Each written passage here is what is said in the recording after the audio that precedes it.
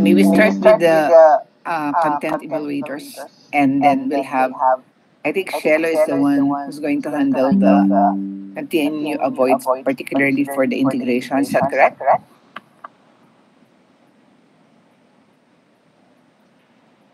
Joy, is that right? Yes po, Prof. All right, we start now. You may call on them to give you the continue avoid. Ayan na po, Prof. Miss Nerjana. Yes, hi. Can you hear me? Yes po. Yeah, thank you. So, first off, congratulations for your demo. You did very well. And to think na, you're the first one to do the online demo teaching. That's a good start. So, for the continue and avoid, I have listed few of them since you actually did well. So continue continue doing reinforcements to the students, especially when they're answering, like you say, very good, that's a great idea, you did a good job and everything, and you keep engaging with them. However, for the avoid, you should avoid giving their answers and the questions in there. Kasi hindi mo na, like, hindi siya nako-comprehend pa, or like na-detected yung understanding of these students. So you should take note of that to enhance it in the future. And it's good that you maximize the use of the Google Meet with the reactions, chat box, and everything, as well as yung pag-use ng digital platforms like Mentimeter, the Hazy, the Flipbook. Yeah, and it's good that you read the literary texts first, the ones that you presented before you let them answer. Okay. And right, lastly, sa continue is less input from yourself and more activating of students' understanding and comprehending, or yung lots and hots ng mga students. Yun. And alright, so avoid, don't forget to show the criteria of the activities. And napansin ko lang nagtagal ka sa motivational part, which caused the na-compromise yung time mo sa abstraction and everything. So, ayun. To continue and avoid form, Faye. I mean, yung feedback. Hello po. Supposedly ako po muna dapat. Good morning po sa lahat. So, congratulations po, Joylene, because of your wonderful and successful demonstration. Also to taking the risk of having this demo in online. So, napakagaling, napakahusay. Focus ako sa content. May mga certain author kasi na pinapronounce siya based on a particular context. So, example nun, si Lope K. Santos. You said Lope K. Supposedly, ang binabasa siya as Lope K. Santos. Nagpa-follow siya ng Abacada system. So, Filipino phonetics ang ginagamit niya. Yun. So, medyo naglaps ka lang doon. And also, I feel like yung Mentimeter, misalign siya sa intention mong gamitin. So, hindi siya nagtatranslate. For example, anonymous kasi yung feedback. Tapos hanapin mo pa kung sino nagbigay ng feedback na yun. I hope you look more for other application or platform that fits on what your intentions in a particular setup. Dagdag ko lang din yung advocacy plan. Kasi pag di mo rin nabanggit yung canonical and canonical authors on paano sila dinedefine. Medyo nalaps ka lang din doon.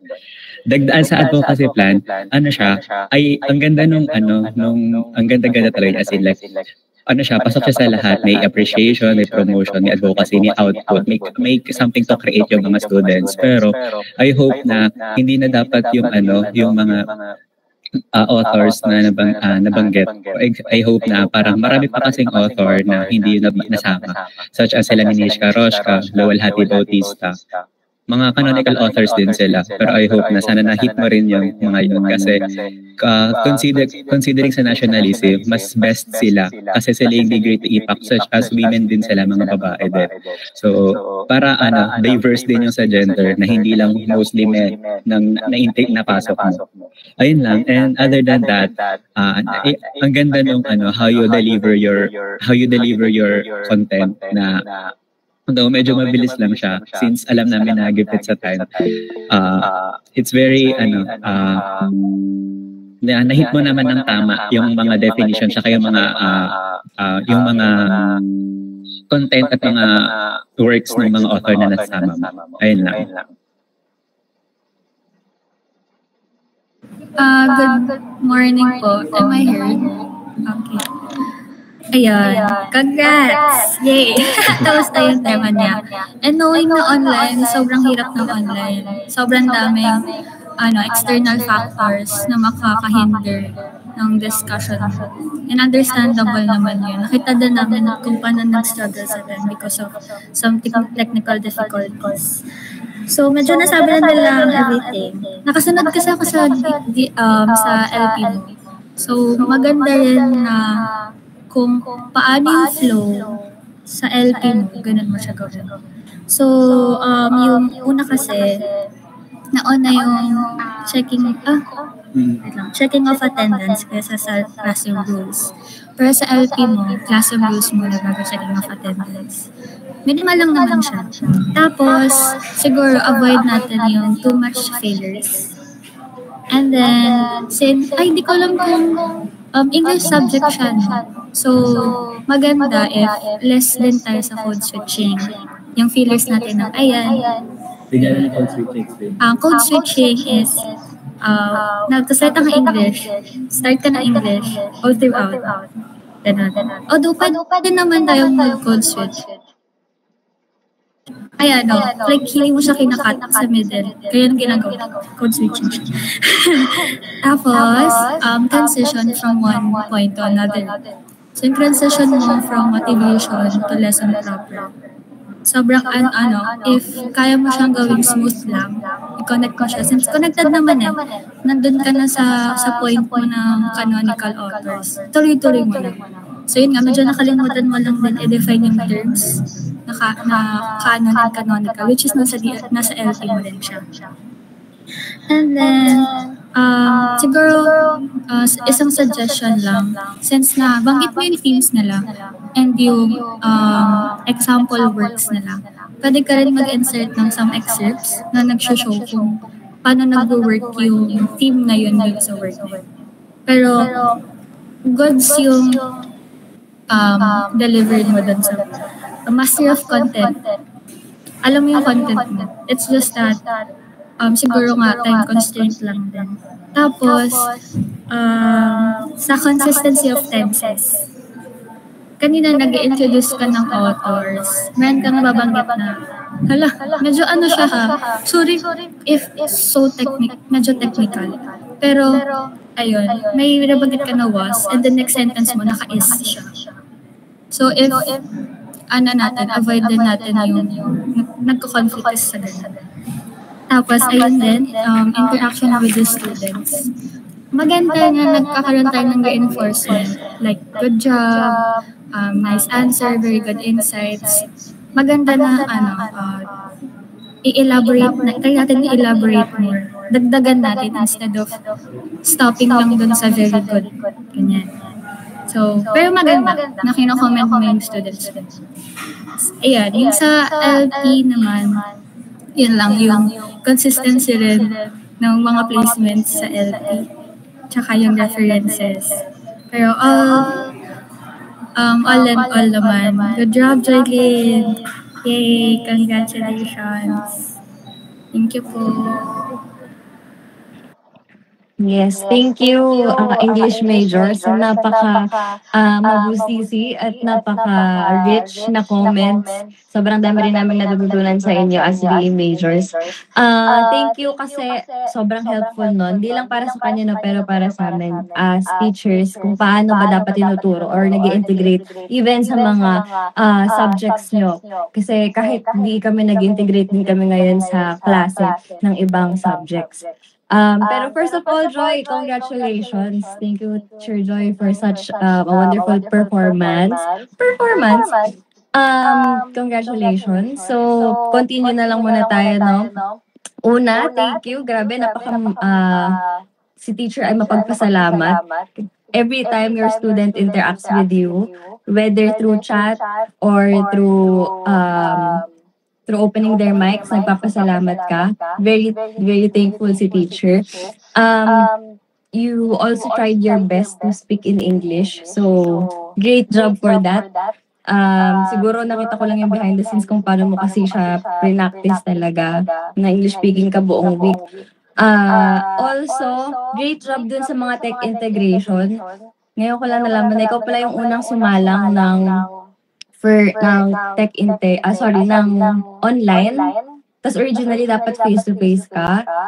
Pero nakapag-integrate ka ng technology wisely at may diversity din. Hindi ka lang nag-stick sa isang integration. Ginawa mo silang lahat. Yun. Maganda rin yung naging kagaya ng sinabi ng ibang co-teachers natin dito. Maganda yung advocacy plan na prepare mong activity kasi mame-measure talaga yung layunin at yung makakamit mo yung learning competency mo. So, overall, marami ka namang nagawang maganda. So, things that you can improve next time, nabanggit na rin ito ng ibang teachers, yung proper transition from one part of the LP to another. Although, hindi ko alam kung dahil ba English yung class, kaya medyo hindi natin gano'n praktisado yung ganong transition. Pero parte kasi ng magandang pagtuturo, yung magandang transition, para pati yung mga bata, very smooth lang sa kanila lahat ng nangyayari. Pangalawa, tama yung sinabi ng isang teacher natin dito na nagamit mo nga na meron kang tech intake na ginamit, yung Mentimeter, kung saan doon nilagay ng mga estudyante yung sagot nila. So, mas maganda sana kung yun yung nakikita natin sa screen. After mo ipakita yung text, mas nakikita ng klase yung screen para alam din nila at alam din namin bilang evaluators kung ano ba yung mga nilalagay na sagot ng mga estudyante.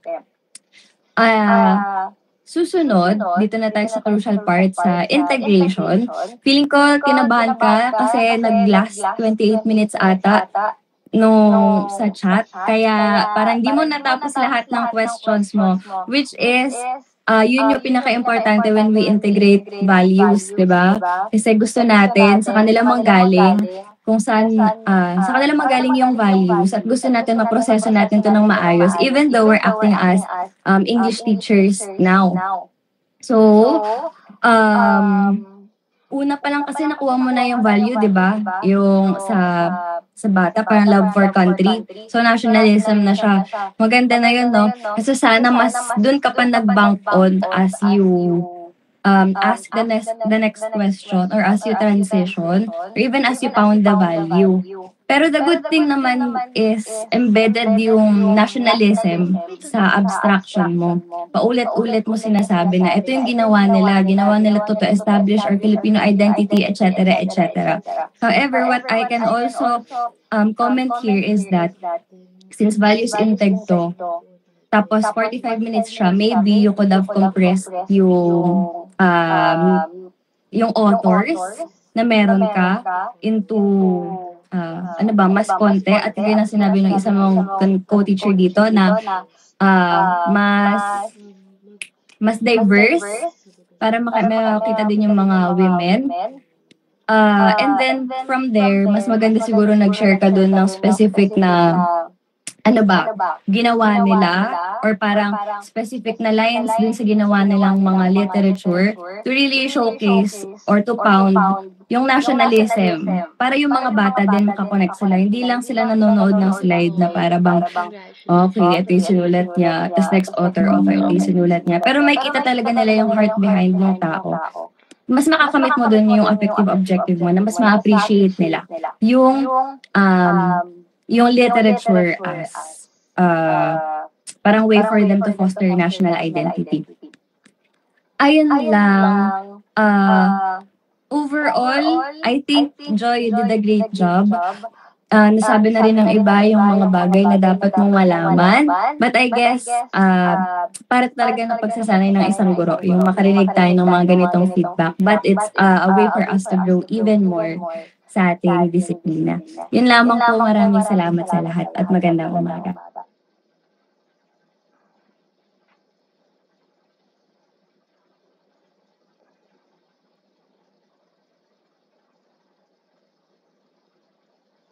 Okay, Joy, before we leave the room, you may thank your evaluators. Thank you po. Thank you, Ate Shelo. Thank you, Faye. Thank you, Nerj. Thank you, Kuya Jonathan. Ingat po kayo. And thank you so much. Thank you for attending. Thank you for doing this with me. Thank you for the support. Yan po. Thank you po. Muli, maraming salamat mula sa Values Education Program. Thank you, teachers. Maraming salamat. Leaving the room now.